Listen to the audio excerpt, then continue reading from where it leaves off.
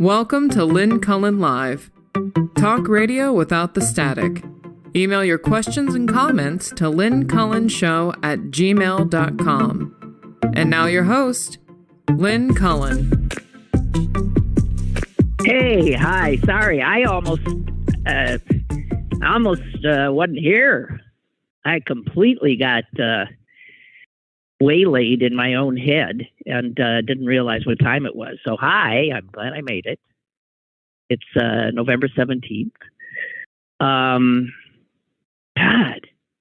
I'll tell you, getting inside my own head, that can be a journey. My God, if I could only tell you where I've been in the last 3 minutes. Jeez. Anyway, here I am. You know what I was thinking earlier? You know, I know people who actually make an effort to figure out every day, at the end of the day, things they are grateful for, what they were grateful for. For people with that ability to discipline themselves and create a habit like that, God bless you. I've never been able to corral myself to do much anything in a constant way. But I was thinking for some reason about gratitude, and the first thing that popped into my head, and it's because I had just read a bunch of stuff, was, man, am I grateful that I don't work for Elon Musk. Jeez. What a truly vile, dangerous man he is. God. I mean, there's not an ounce of empathy or humility in that man. I mean, I speak as if I know him. I don't know him. I only know him from his actions and his utterances, and they all point you to where I ended up, which is vile. Just vile. Oh. Okay.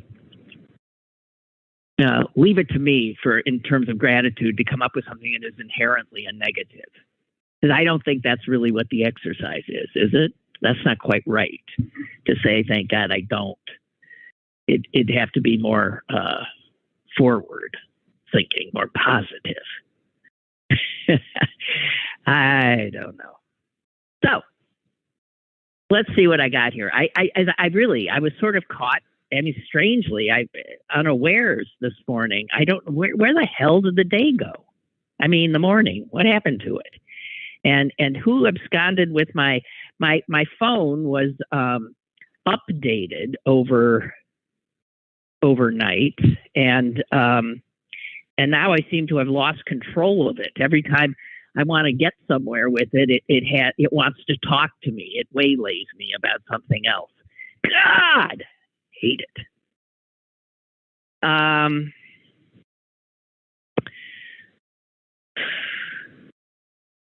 All right. I'm sorry. Okay. I will get myself together. Colin, this is me. Again, welcome to my head. Oh my God. Oh, here's the good news.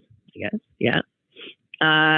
The bipartisan vote in the Senate yesterday, which means that gay marriage will have federal protection. It's interesting. Gay marriage got federal protection before women's right to control her own reproductive health. Well, But that is not to say that it isn't pretty extraordinary. The quickness of the turnaround in public acceptance of a much more generous definition of marriage. Now, we know that there's still a whole bunch of folks that simply, and religions, that can't go there. But the American people, anytime you got Republicans, these Republicans, and they don't do anything unless they figure they can do it and still keep votes. So the calculation is, and we hear this clearly now from both parties, that you can be for gay marriage and it's not going to cost you your seat, because that's where Americans are. They accept it. So there were 12 Republican senators voting with the Democrats to pass this measure, which was passed last year by the House, or last summer, by the House. And even then, in the House, there were 47 Republicans who voted for what has been termed the Respect for Marriage Act. Now, of course, a lot of folks, I can name the Catholic Church for one, and a lot of evangelicals would say, they call that respect for marriage? The respect for marriage would be saying it's a man and a woman. But respect for marriage, remember, this supplants the other bill that was passed and signed by Bill Clinton, which was called, I love these names, the Defense of Marriage Act. Remember that one? Yeah. Well, that's the one that the Catholic Church liked. The Defense of Marriage Act, which clearly got a majority of votes and got a Democratic president's signature. That wasn't all that long ago. And that was defining marriage as between a man and a woman. And look where we are now. So the Defense of Marriage Act clearly did not defend traditional marriage. And now we have the Respect for Marriage Act. I was looking at the Republicans who voted with the Democrats on this. And I'll give you their names. Some are not going to be there next year, but most will be. And that is Collins, Romney, Roy Blunt, Richard Burr. And again, Richard Burr, North Carolina, Shelley Moore Capito, West Virginia, Cynthia Loomis, never heard of her. She's a senator, Wyoming. Roy Portman, Ohio. Isn't Roy Portman the person who famously sort of came around on this issue when his own son came out as gay? And then all of a sudden he thought, oh, you mean gay people are people? Dan Sullivan of Alaska, Lisa Murkowski of Alaska. Now that's interesting. Those are two Republicans representing Alaska, and they both went for gay marriage and protecting it throughout the country. And also, strangely, Tom Tillis of North Carolina. So both North Carolina Republican senators voted for it. You noticing any? That's it. You noticing anyone missing? I am. Toomey.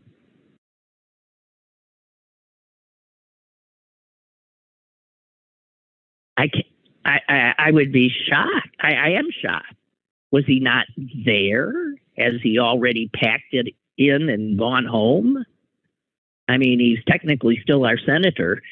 He is not listed as having voted in the affirmative. And I just have been miserable ever since Toomey was one of my representatives in Washington, so I'm hardly surprised. Okay. A story that I haven't talked about because I was waiting to see if it really was going to happen, and it has to do with what the Republicans in Harrisburg are up to. And as usual, they're up to no good, and they're up to stuff that is of no meaningful interest to most Pennsylvanians, unless you care about securing democracy and the people's vote. So the people of Philadelphia overwhelmingly reelected their district attorney, a guy named Larry Krasner. And that, I guess, was just too much for the Republicans in Harrisburg, that the Philadelphia voters reelected Larry Krasner, because they have impeached him. Who even knew? I mean, it never even occurred to me. You mean, wait a minute. So people people in a town or a county can elect people, and then people who don't even live in that county can say, we're taking him away. We don't like him. And that's what the Republicans, they voted yesterday to impeach the Democratic district attorney of Philadelphia. And my God, what has the man done? Nothing. There's no crime. It has nothing to do with any of it. As usual, it's Republicans in the driver's seat here. And they're just doing their performative dance that they always do, which will lead nowhere, because as in the Congress, the House impeaches and the Senate judges, convicts or not. And there's no way that he's going to get convicted, because it requires a 2/3 vote. And even though Republicans control the Senate in Harrisburg, they don't control it by 2/3. And since this is purely a political performative exercise, wasting time and money, well, it's classic Republicans with power. Unbelievable. So let us hope next year we'll have a more sober House under Democrats that will actually get down to doing the business that people send representatives to Harrisburg to do. And that is not to erase the overwhelming will of the voters of Philadelphia in who they want as their district attorney. He was reelected by a landslide. He has violated not one law. What are you impeaching him for? They're impeaching him because it's a political dance to draw attention to one of their scare issues: crime. And they're saying that because he's a progressive DA who does not throw everybody of a certain color who looks cross-eyed at somebody in jail, that he has created crime wave in Philadelphia.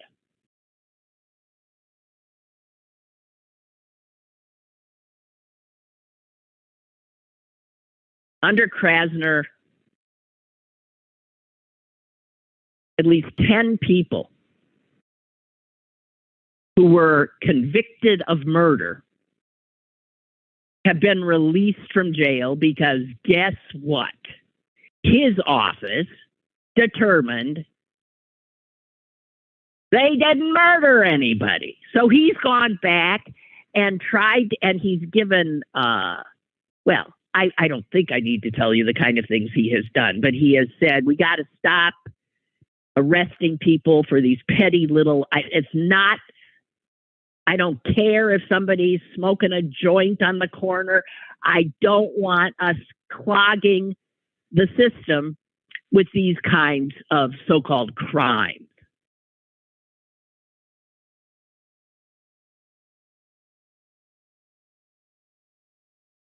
The fact that there are a lot of homicides in Philly, for that matter, seems like it's happening here too, has nothing to do with him. There's all over the nation an increase in violent crimes. And the Republicans always see that as a way to scare people and get people to vote for them.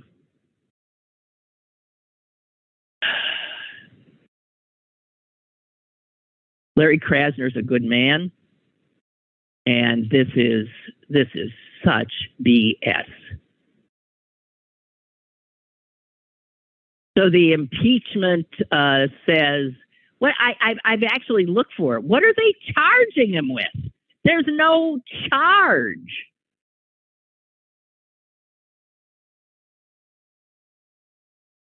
They don't like the fact that he's not prosecuting as many crimes as his predecessors. And that this is just such an unbelievably anti-democratic thing to have done. The people resoundingly reelected him.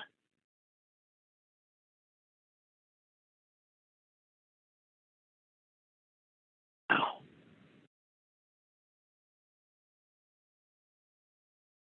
So there you go. I don't know. It's beyond belief.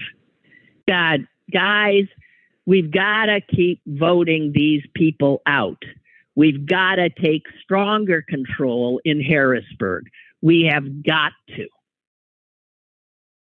And we've got to do, Fetterman is being now hailed far and wide. If I read one more piece by some gaga national reporter about the brilliant campaign of John Fetterman, I think I'll puke. Now, what they're almost always referring to is something that he did do, which was smart and is something that Democrats must continue to do. And in that regard, he has shown the Democratic Party that they're refusing to even put candidates in certain races, or to never even go and ask for the votes of people who live in red places, red counties, is offensive, number one. Suggests you don't care about those people, and is a kind of surrender of potential support. So Fetterman's going to every county, even if the county is like so red that Trump took it by like 80% of the vote. Fetterman went and he talked to people there. And his idea was, I peel off a vote here and a vote there. And you know what that ended up doing? It's not like he took those counties that Trump had taken, but he took votes from the Republicans. And even though he lost in those counties, he gained votes.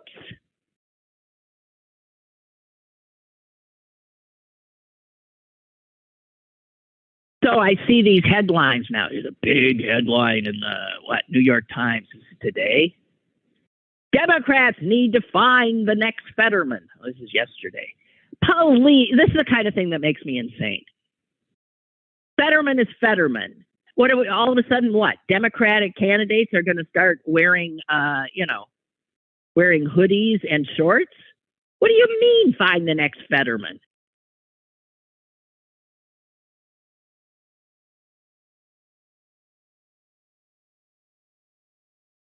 But if what they're saying is a guy who doesn't disregard the areas that his party doesn't do well in, then yes, you need to find more candidates that do that. I actually, in reading this article, I found out there's actually something called the Democratic Rural Caucus in Pennsylvania. Did you know that? Boy, that must be a lonely crowd. The Democratic Rural Caucus. And the head of it, a guy named Jeff Eggleston, who lives in Warren County in the northwestern. Warren is in northwestern Pennsylvania. What do I know? I don't know. He said of Fetterman, he physically spent more time in rural Pennsylvania than any Democratic candidate I have ever seen. He made meaningful relationships with people. That's important. And this idea that Democrats can only run by just getting out the vote in the cities, getting out the vote of the people that we know are in our pockets, minorities, this, that, and the other thing, go after those few suburban housewives or whatever it is. No, that's not good enough.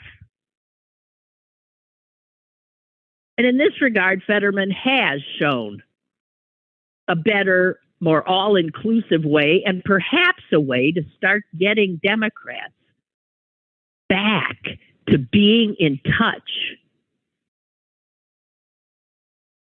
with blue-collar and rural people.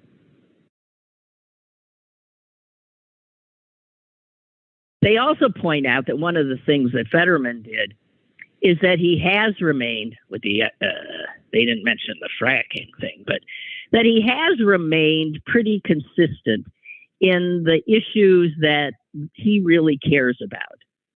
And I would argue that that is true. I mean, he's always been outspoken on marijuana legalization and abortion rights and reforming our punitive justice system. And he has been, that's been a constant.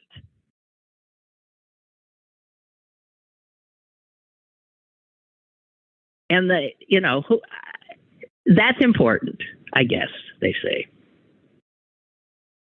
I first met him at a Planned Parenthood fundraiser, where he did not enjoy my conversation with him at all. I cracked some joke about, I don't know, I think it was his appearance. And he walked away. I thought, geez, that's a pretty thin skin for a pal. My God, he literally walked away. Now, I'm not somebody who goes out of my way to offend people. I assumed he would laugh. Whoa. They also said that he was a wise and prolific user of social media, which and used it in a somewhat jocular manner, a clever manner, which is true. And that resonates with a younger population. So I don't know, but my God, it's Fetterman all the time. There's this big article today I read. There's a picture of Fetterman looking, ridiculous in a suit and tie, which he's going to have to wear now anytime he's on the Senate floor. And because we're so conditioned to seeing him look a certain way, when he's in a suit and tie, he looks more uncomfortable than a 10-year-old in a suit and tie. And because of his massiveness, it always looks to me like the suit doesn't fit right. But then what do I know? So there was all this stuff about Fetterman, what he wore. I mean, there's articles all over the place about that. So this guy is I don't know. That look was important. And it also suggests, and actually this is his campaign manager speaking. So the guy who ran this smart campaign, when asked, what'd you do? Pull this off. He said this, and I think he's right. It's about embracing candidates for who they are and not trying to nominate the same cookie cutter people. You couldn't tell Connor Lamb from you know what I mean? People who look a certain way, and that's what the Democratic Party establishment around here always is drawn to. Same old cookie cutter. And guy goes on to say you can't try to slice off entire demographic categories and ignore them.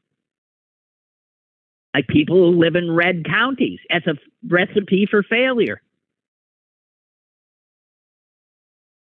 And, the reality is that the Democratic establishment here did not want Fetterman. They wanted Connor Lamb because he's a moderate. And he had shown that he can win over Republican voters. I mean, that was a calculation that was not totally incorrect. But I felt, and I've been proven correct, that Fetterman was the winner. But I'll give the last words. I have a caller. I'll go there in just 1 second. The last words to Fetterman's, I think his campaign aide said, they thought Fetterman was too left. They desperately wanted Lamb. So how about we put an axe through that idea of electability and recall that the middle of the road is where you get run over. It's a good quote. The middle of the road is where you get run over. Caller, hello. Hello. Hi. Hey, Lynn brought that thing up about suits. I never could understand in broadcasting, even the House of Representatives, the Senate, everybody wears those suits. Isn't that outdated? I just wear a nice dress shirt. I know some do that, but it's like, I don't get that. The whole thing, that suit and tie stuff, it's just to get in the monkey suit all the time, as I always call it. I got to get in a monkey suit. I mean, that's just those little chimpanzees with the monkey suits on. That's what sometimes they look like. I mean, I don't know. I think it's time to throw that aside. And another thing, I wish these men would stop growing these long beards and just trim them normal if they want to have a beard. My son has one. It's like, oh my God. If you're going to have a beard, at least trim the damn thing. See, this is a different kind of ball. Well, these are, now you sound like somebody who wants to loosen things up on the one hand, and on the other, you sound like a grouch who doesn't like what the young people are doing. I think it their goes long back beard. to that show when all those guys had those turkey calls and stuff. They had all those Oh, dear beards. God. It seemed like as soon as they came out, those long beards, everybody started having. Honest to God, I see more guys with beards than I ever did. Yeah. I won't grow yeah. one. I have to Do tell what you, I mean, wanna do. yeah, that's true. And personally, those long beards you're talking about, I find off-putting too. Yeah. And as a woman, I have to tell you, I wouldn't want to kiss that. I can't even imagine. I mean, do they disinfect? I don't know. Can you imagine the stuff that is like probably hiding in those brambles? I was thinking God almighty. Yeah, God. it's not good Good. hygiene. Okay, well, Okay, listen. kind of a dumb call. Okay. What can you Bye. do? Okay, see you. Bye. Okay, bye.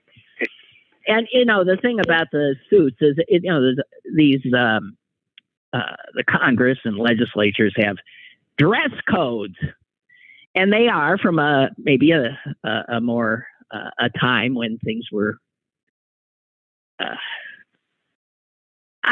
The old part of me understands that if you force people into a certain mode of dress, that it allows them then not to be distracted. Everybody looks the same, so we're not dealing with that. I know that, like, when I took offense seeing at some of the stuff Cinema was wearing. They don't know how to tell women how to dress. They can't have, so there's no real dress code for women, is there? I hope to hell there isn't. Like that they have to wear a skirt as opposed to pants. I don't think there is. Maybe there is. I doubt it. But so why is there then one for the men?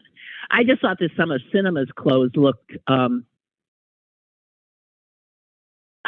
See, I still believe that you should dress.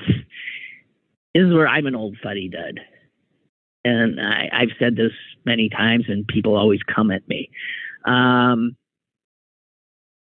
remember the first time, and this is years ago now, decades ago, that I found myself in a church and was appalled to see people wearing like shorts and T-shirts, and I thought, my God. And I remember railing about it on my radio show, and oh my God, people came at me. That it's not about what you're wearing. Which is, I mean, yes, that's true. But it just seemed to me that how you comport yourself, how you dress, it shows a measure of respect that I'm not going to dress the same way in church as I would at a playground or at hanging out with my friends in the backyard. But I guess all that is pretty much gone, huh? So that's a lot. That's a lost cause. I know. And the people that said Jesus doesn't care what somebody wears, what's on their body. He cares what's in their hearts. You can't argue with that. Speaking of someone who went to church and I bet was dressed properly, I just want to note the passing of somebody whose work I often read and respected. We didn't agree politically often, but this was a good Christian man from everything I could tell, and he died too young. His name is Michael Gerson.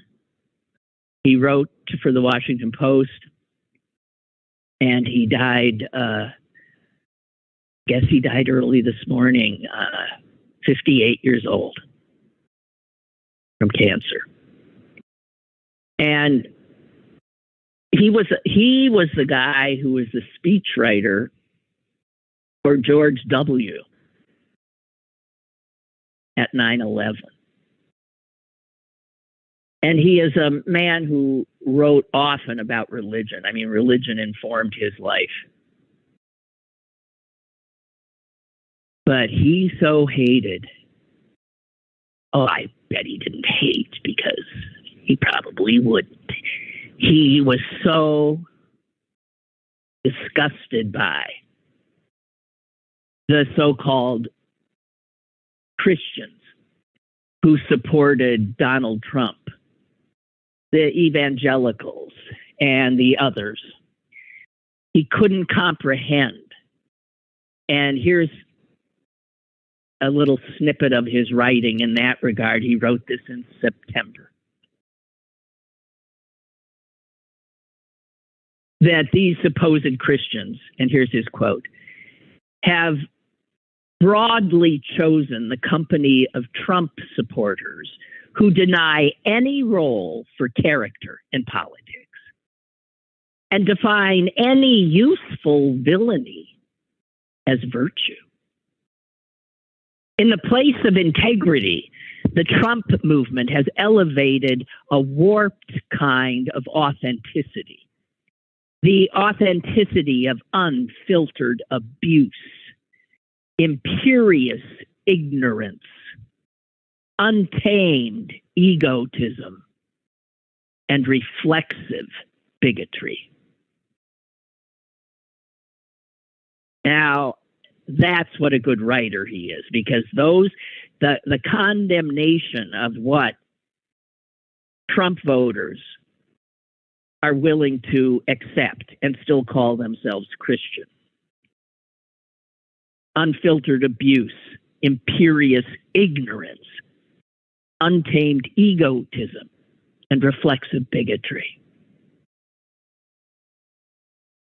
And of course, he pointed out that all of that is wholly inconsistent with Christianity. So, died too young.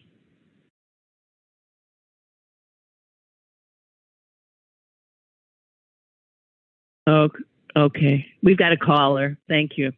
Caller, hello. Hello. Oh, hello. Hi. That perplexed me from the get-go, even during the 2015-16 primaries. And I stopped trying to figure it out because it just aggravated the hell out of me. What, the Christian thing? Oh, God, yeah. Because I said, what changed since I was a Christian? Something must have changed in religion. Because I grew up. Yeah. We were talking about fashions. I don't understand the baggy pants thing. When does that go out of style? It's been around for about 20 years now. I mean, you look like a fool trying to hold up your pants crossing the street and then trying to do your cell phone at the same time. And it's like, man, this from a utilitarian point of view. I don't know. I would think it would have gone. Can anybody explain that? I would have think it would have gone by now. My son went through a little phase where his pants, seemed to droop a bit, never a lot. But first of all, it's got to be uncomfortable. And why anyone would choose that level of discomfort, it's a way of also giving everybody who's offended the middle finger. So that part of it I understand more. Dressing to annoy the establishment. I mean, as an old hippie, God knows I offended people left, right, and center in the 60s by dressing as I dressed. And it gave me great pleasure. Look, I got over the piercings. I got over the tattoos. The beards. I think they look disgusting, but I can get used. I'll get used to that. But just from a how you function in the world, the baggy pants. I don't want to see some stranger's ass. I mean, I just like at some point, come on, grow up. Well, you know what? One of the things it's done is I've become much more aware of the variety of underwear that men wear. Because you do see, you know what I mean? You see, it's like showing off your underwear. I have found that of interest. Well, yeah, and I guess it's as long as I haven't seen a thong, and thank God. Oh, God. Yeah, right. Thank God, indeed. That's next, Okay. All right. Well, thank you, Roger. All right. Appreciate it. Okay, you too. Bye. Bye. Bye. What did I want to share with you? Oh, right. This. I love this. This is a letter to the Post-Gazette, letters to the editor. And Steve in West Mifflin, I'm about to give it a little more. Really, because anyone who took the time to write this brilliant piece deserves it to be disseminated further than the reach of the Pittsburgh Post-Gazette. So I'm going to share it with you. This is Steve. I'll protect him by not doing his lesson. What happened on November 8th makes me ashamed to be from Pennsylvania. Our state is the laughing stock of the country. Only fools would vote for more inflation, more crime, open borders, sanctuary cities, drugs, racism, socialism, and CRT. That'd be critical race theory. We now have to suffer because of the uneducated voters who made this happen. And to those who would vote for a person just because of the color of their skin. But as the saying goes, you can't fix stupid. I'm sorry. Steve, that's right, babe. You can't fix stupid. You have no idea how right you are. I know that when I went to the polls, well, I didn't go to the polls. I filled out my ballot at home. That I really was thinking of, that I wanted more racism and more drugs and more crime and more inflation. That is definitely what I had in mind. God dang. As the saying goes, you can't fix stupid. Okey doke. Man, I came upon, I'm always saying I came upon because I do.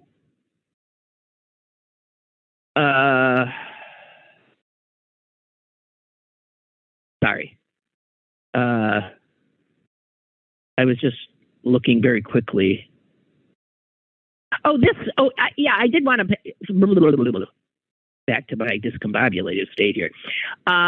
This I saw, I think, yesterday or the day before on Twitter, and it was this. Somebody had posted huge news. The Mormon Church has just announced its support for the Respect for Marriage Act, which will codify same-sex marriage in federal law. Now, I thought, whoa! And I was hardly alone. But, I mean, there was truth in this post. But making it a little less wow was, if you look at the statement from the Church of Jesus Christ of Latter-day Saints, which is what we're really supposed to say, it says that the church's doctrine on marriage will remain unchanged. But they will support the bill as the way forward to respect religious freedom while preserving the rights of our LGBTQ brothers and sisters. So they're making clear in the church, we ain't marrying you. But as a federal law, we will. I don't know. It's something, I don't know quite how they're threading that needle. And somebody also responded to it saying, doesn't seem like huge news at all. They're just saying it's business as usual for us homophobes, but the rest of you can go ahead and sin if you want to. Which I get, well, but whatever. You don't see the Catholic Church putting that out. Oh, shut the hell up! And I didn't switch the thing, so it's going to keep ringing. Little Tony writes, Lynn, I despise Elon Musk. Hey, Tony, I bet I despise him more than you do. I can't despise anybody more than him right now. He has taken over the top of my list of people I just hate. Okay, I'll go back to your note. I dreaded him taking over Twitter and was so hoping he wouldn't. Yeah, he's destroyed it already. I mean, I look at my Twitter account in the morning. I find stuff for the show on it. That's really what drew me to it. And it doesn't have anywhere near the stuff I'm used to see. And the reason being is I guess a lot of the sources that I found credible have stopped. So there's still a little bit here and there. I'll hang on as long as I can. But yeah, it was a fantastic source for news junkies. Anyway, I'm sorry, little Tony, I will try to read your email without interrupting at every sentence. What a despicable person he is. Wonder how long it will be before Trump's back on Twitter. It's been so nice there without him. I'm always seeing Elon's tweets that are retweeted by someone I follow, and it's always him being a piece of crap. See, okay, stop, Cullen, don't interrupt. He's as delusional as Trump because there's a small number of people who like him. Hey, Elon, most people don't like you. Please, he doesn't give a shit. Please go away. Yeah, I don't see a lot of his tweets because whoever, I don't see him because I don't follow him. And I understand you're seeing him because somebody is following him and then you're following them. But I must not have a lot of those folks in my line. Whatever. He tweets constantly. And as we pointed out the other day, how do you run these huge corporations? SpaceX, Tesla. He's the CEO of every one of them, and now Twitter. And yet you spend all your time apparently on Twitter tweeting at people who say negative things about you because you're that thin-skinned. Unbelievable. And that's in between firing thousands of people for looking at you cross-eyed. What a vile. Okay, guys, we got to do, vile and loathsome. Those are my two words that are they're getting holes in them from where? I mean, there's a million synonyms, but I've got to get them in my, right there at the tippy top. So then I go looking for, something that means despicable. There's something there other than vile, loathsome, and despicable. If you have any favorites, send them in. I'll work on it. I can do a little exercise, The McCoys, right? Susan writes, I have thought about the issue of Fetterman's relaxed clothing style, and I have an upgrade solution. Vests. Not the tuxedo style of vest, but the novelty vests, like the ones worn by astrophysicist Neil deGrasse Tyson. Get fabric from Joann's Fabric, such as with a Steeler logo, and make a massive vest out of it for him. Fetterman might feel more comfortable in a button-down shirt and vest than in a suit. Yeah, I think he would, but I still don't think he can get on the Senate floor without a suit on. That's the problem. Susan writes, have a good holiday. You too. You too.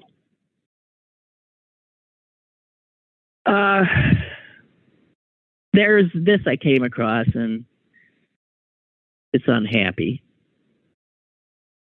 It's about something that the governor of Virginia, who's considered to be, like one of these supposedly more palatable racist fascist Republicans.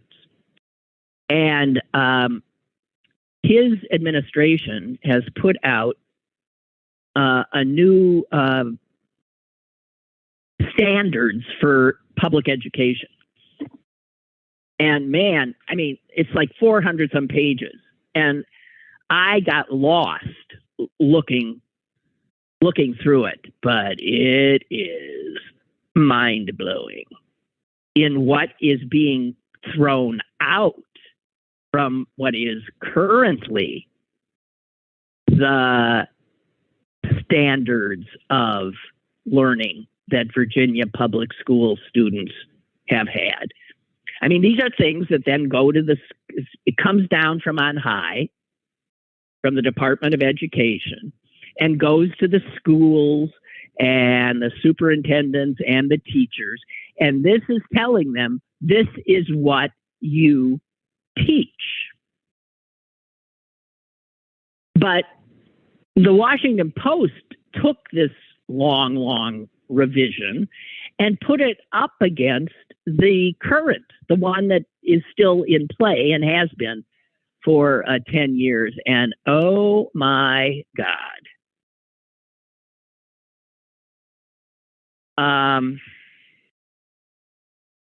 He reappointed, he packed the court on the Board of Education, the state board. And the first thing they did was throw out what had been the draft of what was going to be the new teaching guidelines that had been in the works for months and months and months. And this was produced in consultation with historians and professors and political scientists and economists and parents and teachers and students, and they just threw it out because they had better ideas. I don't even know where to start, but it is what they put out is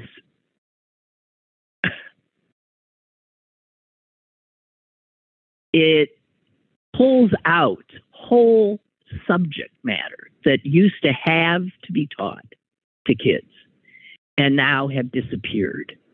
And you won't be surprised to know that it's all about indoctrinating these kids to be red-blooded Americans who aren't going to say bad things ever about America. So you can't teach them, apparently, anything that America did that wasn't exemplary.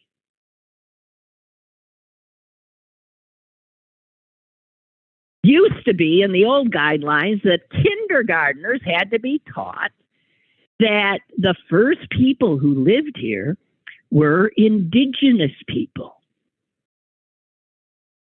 And multiple tribes still live here and in the United States. That's gone. No indigenous people. The old guidelines told little kindergartners that there were all kinds of holidays that we celebrate. And they were Thanksgiving, Martin Luther King Jr. Day, President's Day, Juneteenth, the 4th of July, and Indigenous Peoples Day. That's like Columbus Day, right? That was the old guidelines. You can damn well betcha. You know how many holidays are mentioned for kindergartners now? President's Day. That's it. No Juneteenth. That's been thrown out. Martin Luther King Jr. Day has been thrown out. On Indigenous Peoples Day, you can bet, has been thrown out. And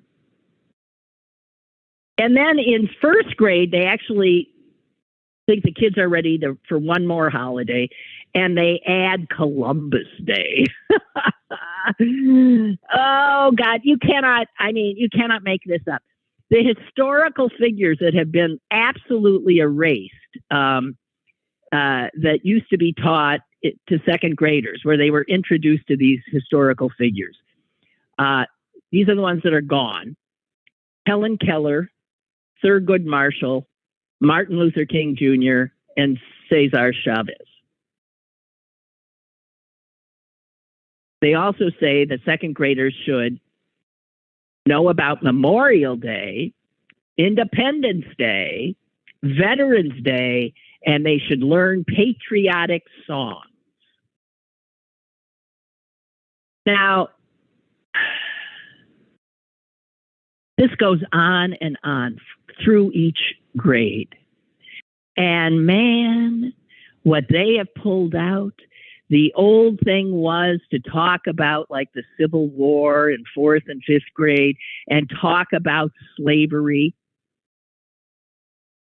The new ones, slavery doesn't even come up until like what, grade 6? And then it's just one of the things that led to the Civil War. Virginia's old guidelines said that the overarching theme of all history class lessons for a 5th grade student in Virginia should be learning about racism, antagonism directed against someone of a different race because of a belief that racial differences produce an inherent superiority of a particular race. The new guidelines, well, there is no mention of racism.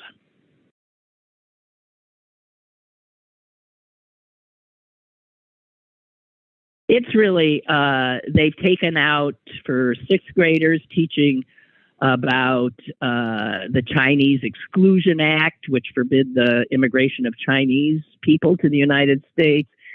It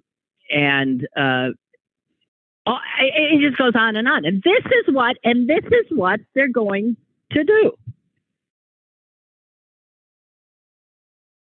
Children are not, God almighty.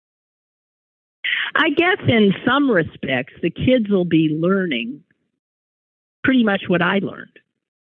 I mean, I've decided that, I'm thinking, well, this sure sounds pretty much like what I was taught. And I didn't turn into a racist fascist. But it's really depressing. Check it out if you want to. If you're looking to get truly depressed today, check this out. I'm serious. It's in the Washington Post that really broke it down. But I think that's it. And I think that's our time. Jeez, where'd that go? All righty, you guys. I'll see you Monday. You have a good weekend. Geez, stay warm. It's cold out there. I find it sort of bracing, assuming I'm dressed properly. But whatever. After all, we're halfway through. We're on the downside of November already. Spring is right around the corner. Yes. Have a good one.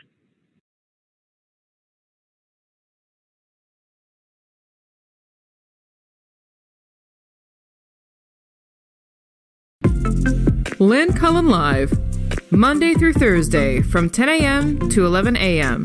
and archived at pghcitypaper.com. The opinions expressed on Lynn Cullen Live are those of the host and do not necessarily reflect the viewpoints of Pittsburgh City Paper or its advertisers.